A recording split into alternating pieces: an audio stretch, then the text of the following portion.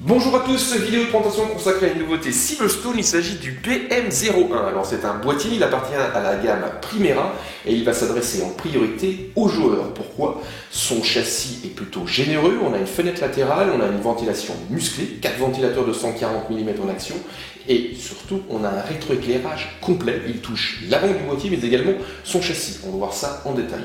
Et tout ceci s'accompagne d'un look plutôt sympathique avec métal mesh, du blanc, mais également des ouïes pour renforcer ce look sport et assez agressif.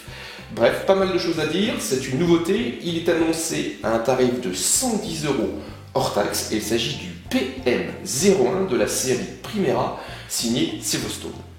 Le PM01 est donc une nouveauté Silverstone, il s'agit d'un boîtier gaming, donc il va s'adresser en priorité aux joueurs. Le design est à la fois épuré et sportif, on va retrouver des lignes et des courbes apportant un certain caractère racé, en particulier avec cette large grille métal mesh à l'avant, avec cette forme triangulaire.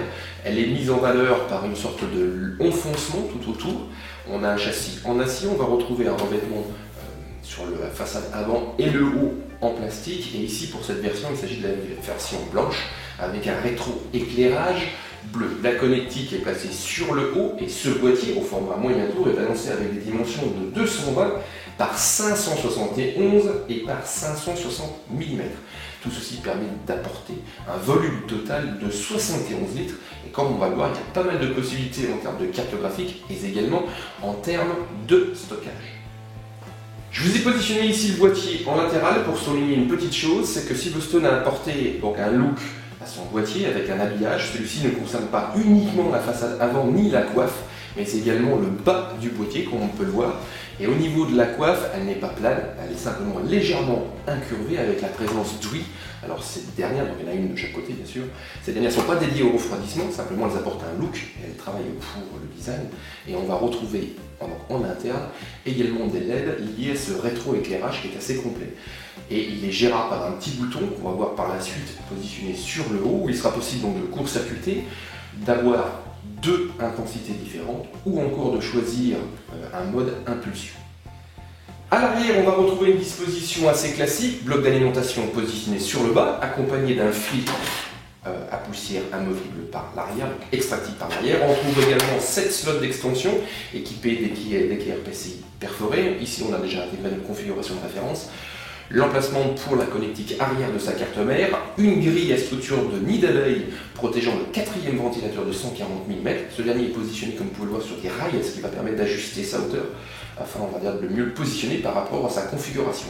Et comme je vous soulignais tout à l'heure, on a une coiffe qui est incurvée et Silverstone en a profité pour rajouter à ce niveau-là donc une grille d'aération mise en valeur par une structure en plastique, ce qui permettra de diriger l'air chaud vers l'arrière du boîtier et non pas le dessus puisqu'il n'y a pas d'ouverture à ce niveau. Par contre, attention, il n'y a pas de ventilateurs qui sont positionnés sur le haut. Les deux panneaux latéraux sont solidaires par de simples vis à main et on découvre une architecture assez épurée. Il n'y a pas de contraintes proposées par Silverstone pour empêcher l'air de passer. Donc le schéma est plutôt classique, aspiration par l'avant au travers de 3 ventilateurs de 140 mm à LED et on a une extraction par l'arrière entretenue par un ventilateur également en 140 mm.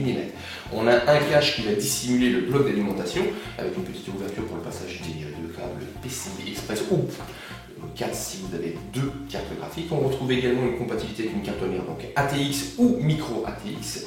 Et on a pas mal d'espace de disponible, 180 mm pour la hauteur du ventirad et pas moins de 470 mm au niveau de la carte graphique. Il est bien sûr possible d'améliorer le système de refroidissement de base avec 3 emplacements de 120 ou 120 mm sur le haut, ou encore 240 mm.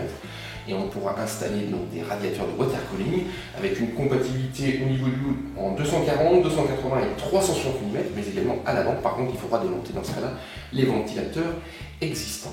À l'arrière du plateau à carte mère, on va retrouver donc dans l'espace dissimulé par le cache une cage HDD avec 3 tiroirs où on pourra installer des unités 3,5 pouces ou encore 2,5 pouces. Par contre, attention, ce n'est pas un montage rapide.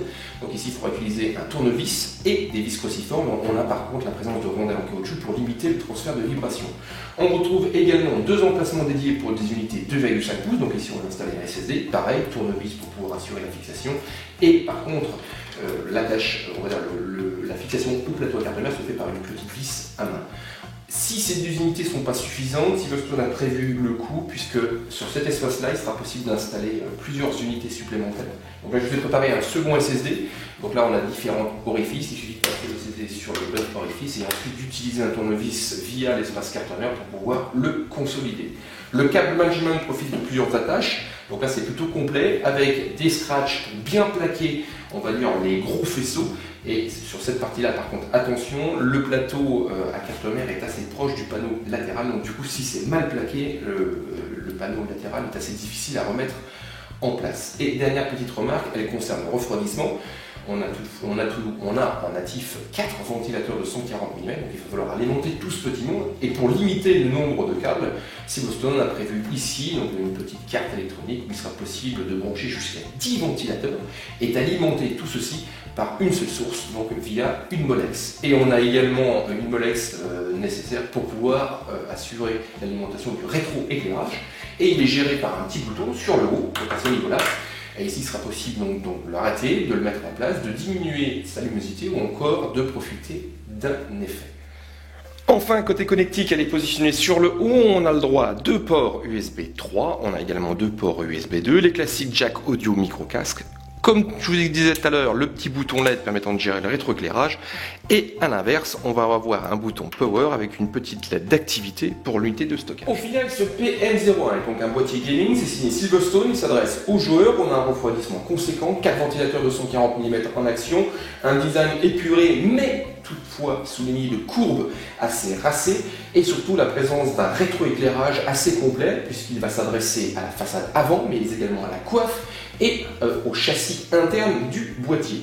Comme toujours, on se propose de vous retrouver très prochainement sur Jinfo pour un test complet. On détaillera et on verra plus en détail les caractéristiques de ce boîtier. On regardera également ses performances en refroidissement, en silence et en besoin énergétique. Donc, écoutez, rendez-vous sur Jinfo et avant de se quitter, je ne peux pas faire autrement que de vous faire découvrir son rétroéclairage.